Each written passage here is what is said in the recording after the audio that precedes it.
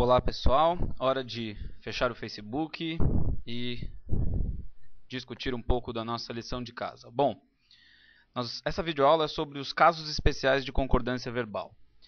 Na última aula de gramática, nós vimos a regra geral de concordância, segundo a qual o sujeito é quem determina a flexão do verbo no singular ou no plural. Pois bem, esses casos especiais ou casos de exceção são muitos, mas nós só trabalharemos com alguns. Na sua gramática, esses conteúdos podem ser encontrados nas páginas 305, 388 e 389. Mas nós importamos da gramática alguns trechos para que a explicação possa ficar clara para todos. Então, vamos lá. O primeiro caso especial com o qual vamos trabalhar diz respeito a expressões partitivas. O que são expressões partitivas? Veja como a gramática define. Um sujeito formado por expressão partitiva, então parte de, uma porção de, a maioria de, grande número de, desses talvez, o que vocês mais usem, ou que nós mais usamos, é o a maioria de. Quando é seguido de um substantivo no plural, ou um pronome no plural, a maioria de nós, a maioria deles, por exemplo, o verbo pode ficar no singular ou no plural. Veja os exemplos. A maioria dos alunos participou ou a maioria dos alunos participaram da reunião. Embora, portanto, o sujeito, a maioria dos alunos, tenha como núcleo um termo no singular, que é maioria, a gramática normativa faculta a flexão do verbo no plural, concordando excepcionalmente com alunos. A mesma coisa ocorre no exemplo de baixo. Metade dos candidatos à prefeitura não apresentou ou não apresentaram qualquer proposta consistente. Há quem defenda que eu posso optar pela forma no singular caso eu queira enfatizar o conjunto. Já poderia optar pela flexão no plural para destacar os elementos. Na frase dos alunos, se eu quiser destacar que é a maioria, então eu falo participou. Se eu quiser enfatizar os alunos, então eu usaria participaram. Tudo bem? Bom, vamos ao próximo caso. Plural aparente. Então, quando o sujeito é um plural aparente, ou seja, uma palavra ou expressão com forma de plural, mas sentido de singular, o verbo costuma concordar no singular. Veja lá. Flores não recebe mais acento. Nós é um pronome pessoal do caso reto. Observe que, nesse caso, as palavras estão sendo citadas. Seria até aconselhável o uso de aspas em flores e em nós. Nesse caso, na gramática não aparece. E nos nomes próprios? Veja logo a seguir. Nos nomes próprios, a concordância deve ser feita levando em conta a ausência ou presença do artigo. Então, vamos dar uma olhada. Estados Unidos, por exemplo, é um nome próprio no plural.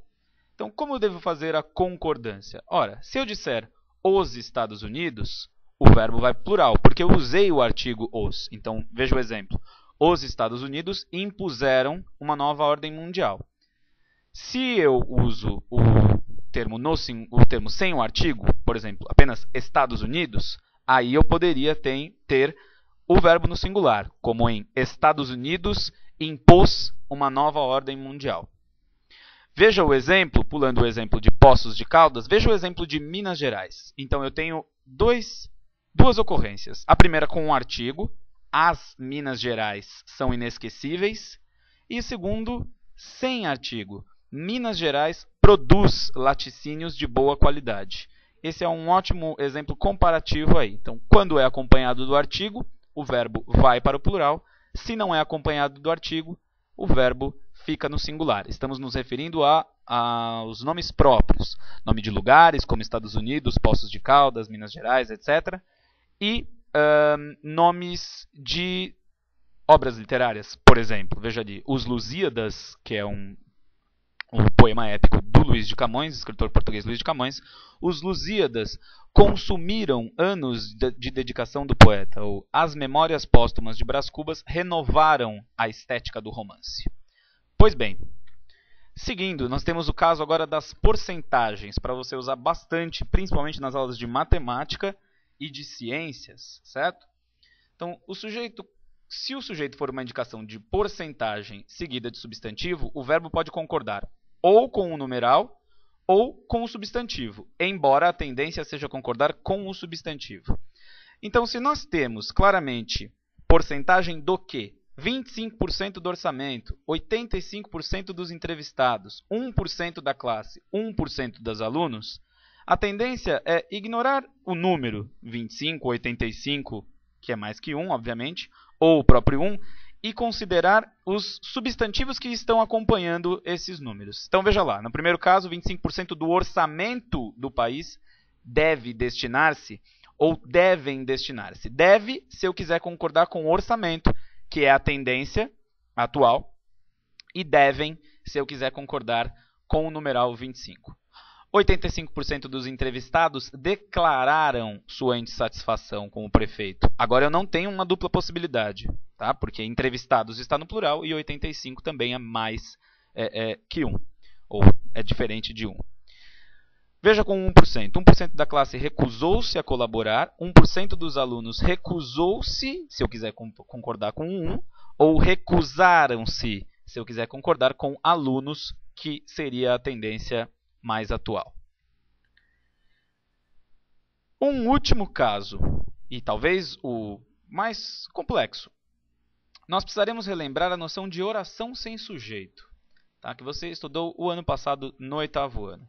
As orações sem sujeito são aquelas formadas apenas pelo predicado e que apresentam o chamado verbo impessoal, ou seja, um verbo, né, que não se refere a nenhum termo, por isso a oração sem sujeito. Você se lembra que as orações sem sujeito ocorrem, por exemplo, com os verbos que exprimem fenômenos da natureza. Anoiteceu, está amanhecendo, choveu demais, etc. Também com o verbo estar, fazer, haver e ser, nas expressões de tempo. E aqui um destaque para o verbo fazer. São os últimos exemplos ali em relação ao tempo. Faz meses que encomendamos esses pacotes. Deve fazer alguns anos que não nos vemos. Já vamos falar por que faz meses e não fazem meses. Por que deve fazer e não devem fazer. O verbo haver, se exprime uma existência ou acontecimento, também é considerado um verbo impessoal. Há boas razões para suspeitarmos dele, houve várias brigas depois do jogo, deve ter havido muitos episódios interessantes nessa viagem. Ora, se o verbo é impessoal, a tendência é deixá-lo na terceira pessoa do singular. Então, observe esse destaque aqui, que a não ser o verbo ser, que aparece, por exemplo, com a expressão de horas, é 1 hora, são 2 horas, os verbos impessoais estão sempre, ou devem ser conjugados sempre na terceira do singular. Observe, então, o verbo fazer nesses exemplos. Faz muitos anos que não nos vemos, deve fazer muitos anos que não nos vemos. Ou o verbo haver, não importa se ele é o verbo principal ou o verbo auxiliar. Ou, desculpe, se ele é um verbo usado individualmente ou se ele aparece numa locução verbal. Então, há dúvidas quanto à legalidade de cobrança de novos impostos, houve dúvidas, havia dúvidas, haverá dúvidas, deve ter havido dúvidas ou pode ter havido dúvidas.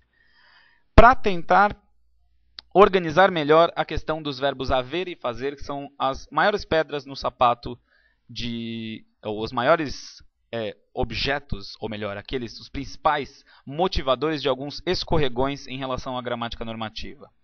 O haver, com o sentido de existir, ocorrer e acontecer, permanece no singular. Portanto, a frase houveram dúvidas na correção da lição de casa torna-se uma frase incorreta do ponto de vista da concordância verbal. Não devo usar o houveram. Dúvidas, nesse caso, não é o sujeito. A oração não tem sujeito. Qual seria a forma certa? Houve dúvidas na correção da lição de casa. E se aparecer com a locução verbal, devem fazer 2 anos que não nos vemos? Não, deve fazer 2 anos que não nos vemos, certo? Isso estamos falando do verbo fazer com o sentido de tempo decorrido. Também o fazem 2 anos que não nos vemos seria corrigido para faz 2 anos que não nos vemos. Acabamos trocando aqui a questão do verbo haver e fazer, mas como a lógica é a mesma, Então, veja que o verbo haver aqui está com aquele sentido de ocorrer e existir. Não podiam haver enganos na hora da apresentação. Não é essa a forma correta.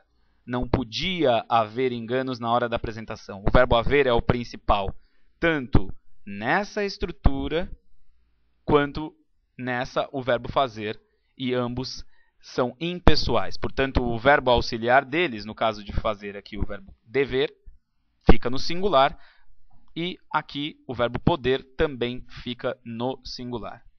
Com os 3 exercícios que foram passados de lição de casa, você terá chances de treinar isso bastante para não se equivocar mais. Portanto, mãos à obra.